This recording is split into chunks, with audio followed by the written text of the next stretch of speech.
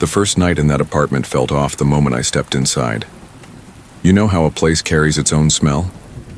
This one wasn't just old wood or dust.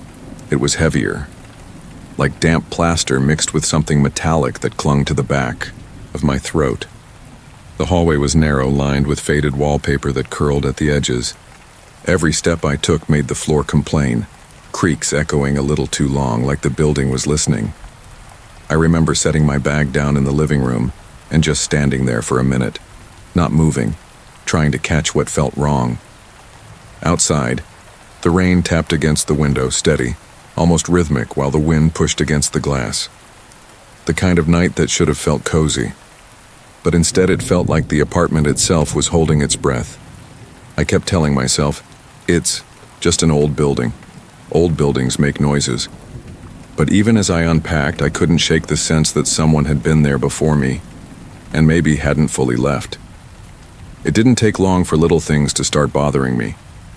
The first was the sound.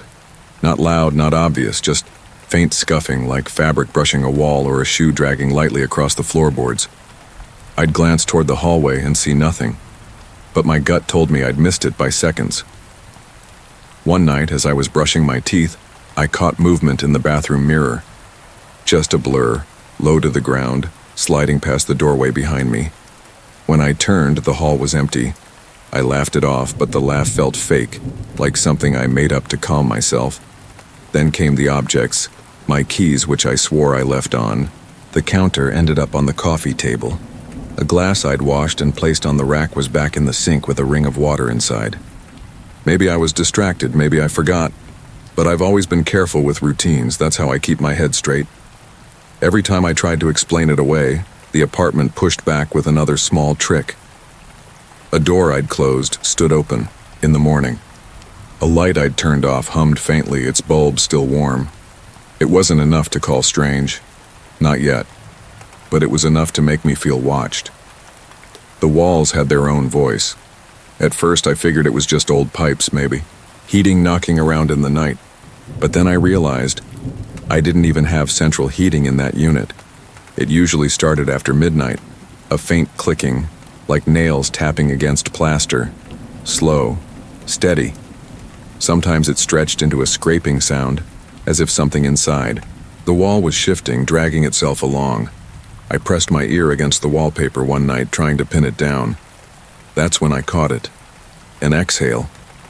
Not air rushing through vents, not a draft. It was slow, deliberate, like someone sighing inches from my face on the other side of that wall. I pulled back fast, heart pounding. My first thought was animals, rats, maybe raccoons. But no animal sighs like that. No animal makes a sound that carries the weight of tired lungs. I told myself not to overthink it. Old buildings make noises, I whispered again. But even as the words left my mouth, the wall behind me gave off another long groan, a deep, rattling breath that didn't feel like settling wood. It felt alive. That was the first night I slept with the light on. I left the lamp on thinking it would calm me. Instead, the light just carved sharper shadows across the room. Every shape, the chair in the corner, the crooked coat rack, looked wrong in that glow, like they were waiting for me to blink. The sighs in the wall didn't stop. Sometimes they were soft, like a tired person breathing through sleep. Other times they came out long and rattled, the way my grandfather used to sound in the hospital when his lungs were failing. I kept telling myself it was all in my head. Still, every time I closed my eyes, I heard it again. Around 3 a.m., something new joined in. A faint tap-tap, like fingertips drumming against wood. It wasn't random. It had rhythm. 3 taps. Pause. 3 taps again. I sat up in bed staring at the wallpaper, counting along without meaning to. I almost laughed, thinking maybe it was a neighbor messing with me. But I remembered.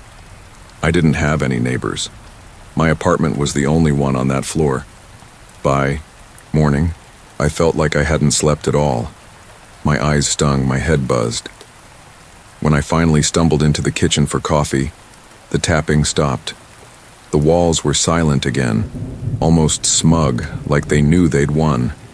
Daylight should have made me feel safer. It usually does, but that morning something felt off. I brewed coffee, set the mug on the counter, and turned to grab some bread. When I looked back, the mug had slid 2 inches closer to the edge. Not spilled, not tipped, just moved. I froze, staring at it like an idiot. I even checked the counter, thinking maybe it wasn't level. But the counter was solid. No tilt. Later, while brushing my teeth, I noticed the bathroom mirror had a thin film of moisture on it. I hadn't showered. The sink wasn't even running. Just fog, like someone had leaned close and breathed on the glass. I wiped it clean, but the mark came back 5 minutes later. The strangest part? The apartment was dead quiet. No sighs, no tapping, nothing. But that silence didn't feel peaceful. It felt staged, like the walls were holding their breath, waiting for me to notice the little tricks they'd pulled. I tried to laugh it off, told myself I was tired, jumpy, still carrying the stress of moving. But deep down, I knew better. Places don't sigh. Mirrors don't fog on their own. Coffee mugs don't slide across the counter, and yet mine did. That afternoon, I ran into Mrs. Keller in the hallway. She's in her 70s, lives 2 doors down, always carries a basket of laundry, like it weighs nothing. Settling in all right? She asked, peering at me over her glasses. I hesitated.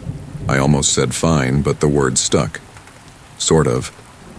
Have you ever noticed anything weird in these apartments?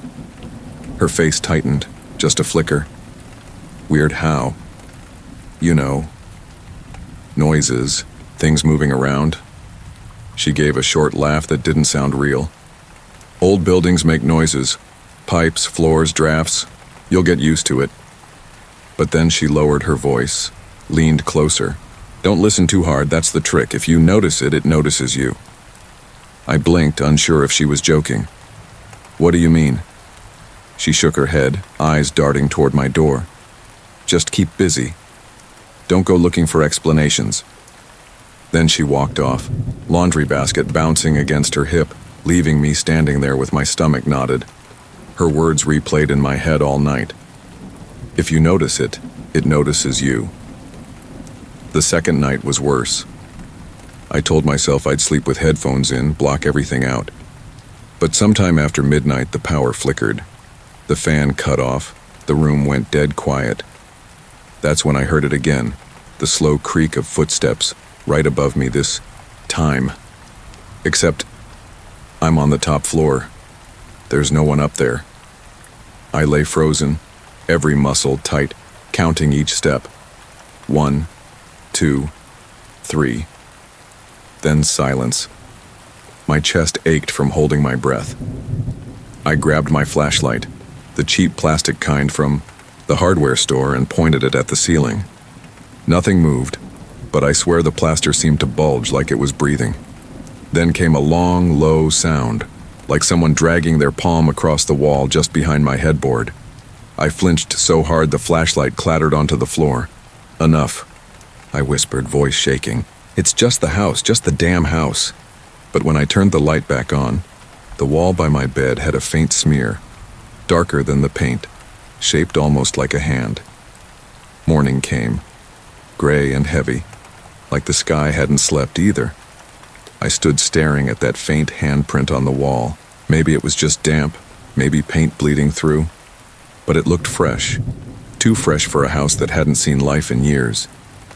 I went downstairs, made the mistake of pouring coffee into a cracked mug I'd found in the cupboard. The ceramic rattled in my hand, and I thought about how many others had lived here. How many mornings had started in this same kitchen before the walls went silent. Curiosity finally won.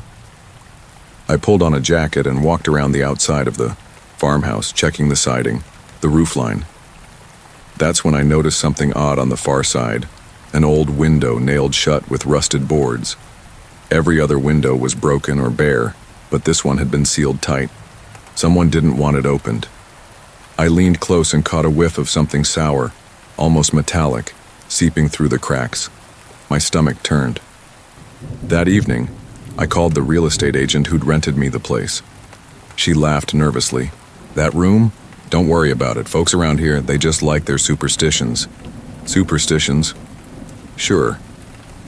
But standing in the fading light, looking at that boarded-up window, I couldn't shake the feeling it was less about keeping something out and more about keeping something in.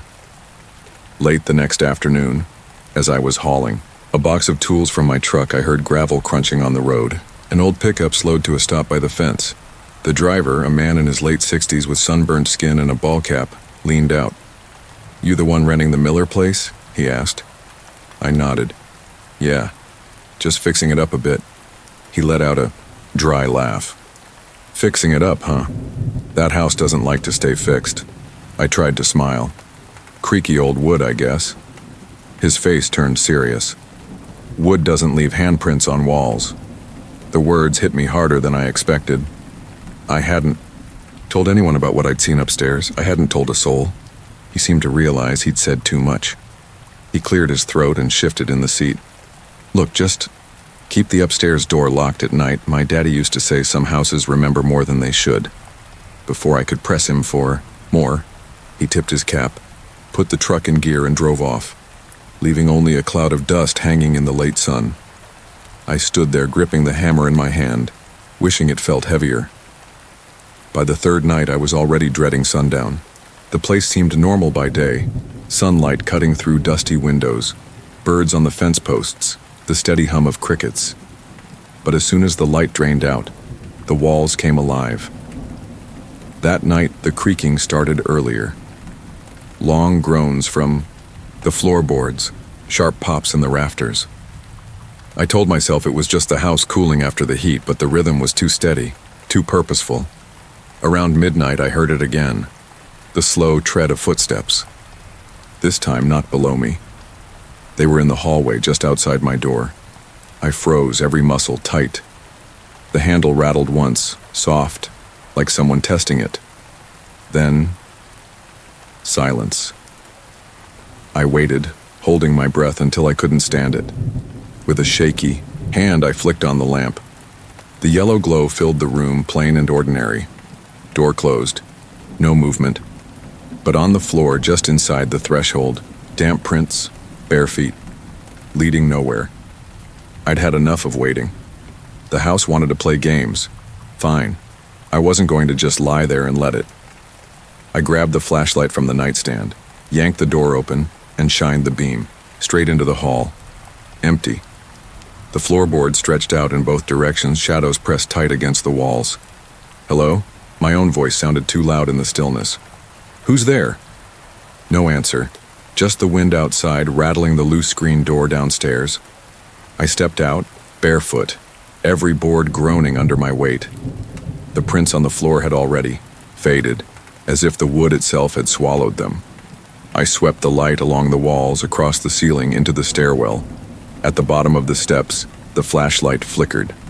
For half a second, I swore I saw a figure, thin, bent at the shoulders, head tilted too far to one side. Then the beam steadied, and there was nothing. My pulse hammered so hard I thought I might faint. Still, I forced myself to whisper, "If you want something, just show me." But the only thing that answered was the house breathing long and low through its cracks. The next morning, I couldn't shake it off. Maybe it was exhaustion, maybe I'd finally snapped, but I needed proof. Something solid. I started pulling at the wallpaper in the hallway right where the prints had appeared. The paper came off in damp strips, releasing the smell of mildew. Behind it, the plaster was cracked, flaking. I tapped it with my knuckles. Hollow. That was enough. I fetched a screwdriver from the kitchen drawer and dug into the wall. The plaster crumbled quick, dust filling my throat. Inside the gap, I expected rot, maybe mice. Instead, I found wood, old boards, rough and splintered, and carved into them shallow marks. At first, I thought they were scratches, but the more I brushed away the debris, the clearer they became. Letters, words, whole sentences, jagged, shaky. Handwriting gouged right into the beams. I leaned closer, heart racing. One line read, "Don't trust the walls." Another, "It listens." And below those, faint but unmistakable, "We are still here." My hands went cold. Whoever had written them, they weren't trying to decorate. They were trying to warn. That night, I couldn't bring myself to sleep in the bedroom. I stayed on the couch, lights off, listening. The wind pushed against the siding, the old beams creaked. But underneath all that, there was something else. A rhythm. Slow. Almost like breathing. I held my breath, trying to match it. It wasn't mine. It was coming from the wall. Then, the air shifted. Cold swept through the living room like someone had opened a door. I looked up, and that's when I saw it. The corner by the hallway darkened. Not just shadow, but thicker, heavier, like tar bleeding into the air. And in the middle of it, a shape pulled itself forward. Shoulders, a head. Too tall to fit the frame of the hallway, yet somehow folding itself inside. Froze. My throat closed up, couldn't even scream. The thing tilted its head slow, deliberate, and for the first time I caught its outline. Not skin, not bone. Just the impression of a body pressed into the wall so long it had become part of them. And then it moved. One step. And the boards groaned like they were crying. I whispered without meaning to. "What are you?" The shape leaned closer. The air around me rattled, and I swear I heard it. Just one word, scraped out of the walls themselves. Ours. My whole body wanted to bolt, but my legs wouldn't move. The shape in the hallway grew heavier, pressing into the air, squeezing the room smaller. The walls popped, like nails were being pulled loose from the inside.